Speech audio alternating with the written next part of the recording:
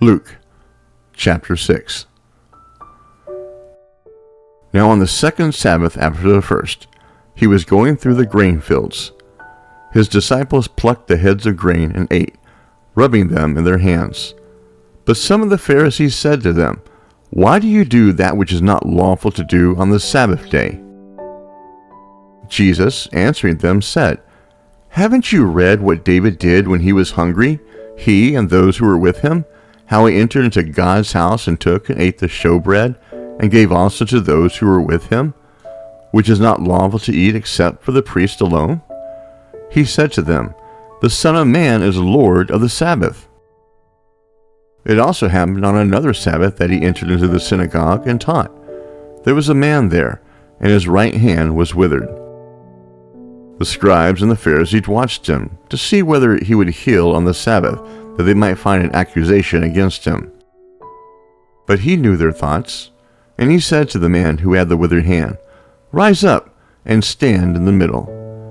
He arose and stood. Then Jesus said to them, "I will ask you something.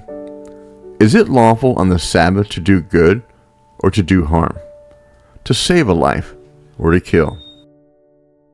He looked around at them all and said to the man, "Stretch out your hand."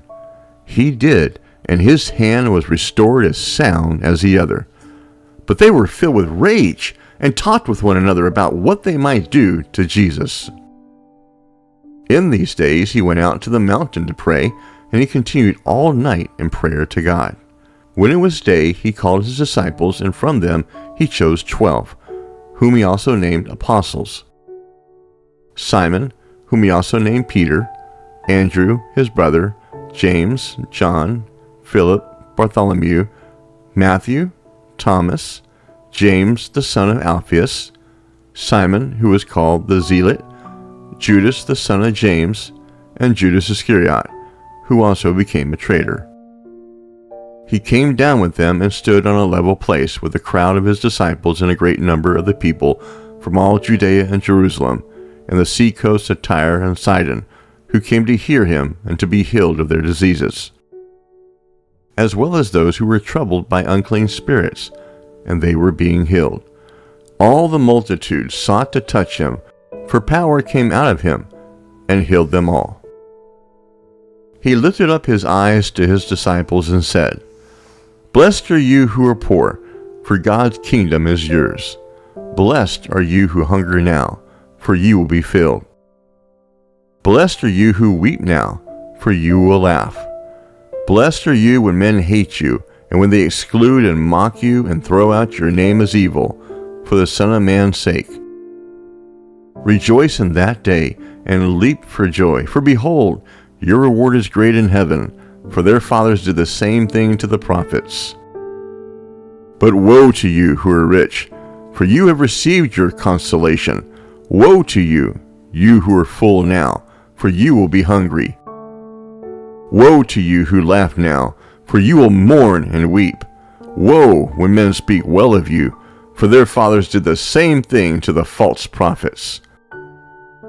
But I tell you who hear, love your enemies, do good to those who hate you, bless those who curse you, and pray for those who mistreat you.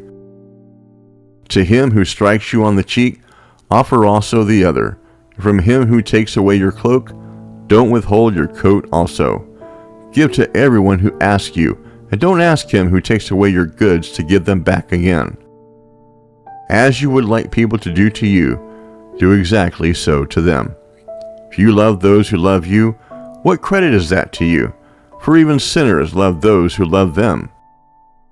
If you do good to those who do good to you, what credit is that to you? For even sinners do the same. If you lend to those from whom you hope to receive, what credit is that to you?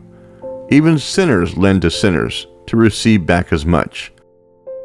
But love your enemies and do good and lend, expecting nothing back, and your reward will be great, and you will be children of the Most High, for he is kind toward the unthankful and evil. Therefore, be merciful, even as your Father is also merciful. Don't judge, and you won't be judged. Don't condemn, and you won't be condemned. Set free, and you will be set free. Give, and it will be given to you. Good measure, pressed down, shaken together, and running over will be given to you. For with the same measure you measure it, will be measured back to you. He spoke a parable to them. Can the blind guide the blind? Won't they both fall into a pit? A disciple is not above his teacher, but everyone, when he is fully trained, will be like his teacher. Why do you see the speck of chaff that is in your brother's eye, but don't consider the beam that is in your own eye? Or how can you tell your brother, Brother, let me remove the speck of chaff that is in your eye, when you yourself don't see the beam that is in your own eye? You hypocrite! First remove the beam from your own eye, and then you can see clearly to remove the speck of chaff that is in your brother's eye. For there is no good tree that produces rotten fruit, nor again a rotten tree that produces good fruit. For each tree is known by its own fruit. For people don't gather figs from thorns, nor do they gather grapes from a bramble bush. The good man out of the good treasure of his heart brings out that which is good. And the evil man out of the evil treasure of his heart brings out that which is evil. For out of the abundance of the heart his mouth speaks. Why do you call me, Lord, Lord, and don't do the things which I say? Everyone who comes to me and hears my words and does them, I will show you who he is like. He is like a man building a house, who dug and went deep, and laid a foundation on the rock. When a flood arose, the stream broke against that house and could not shake it, because it was founded on the rock. But he who hears and doesn't do is like a man who built a house on the earth without a foundation, against which the stream broke, and immediately it fell, and the ruin of that house was great.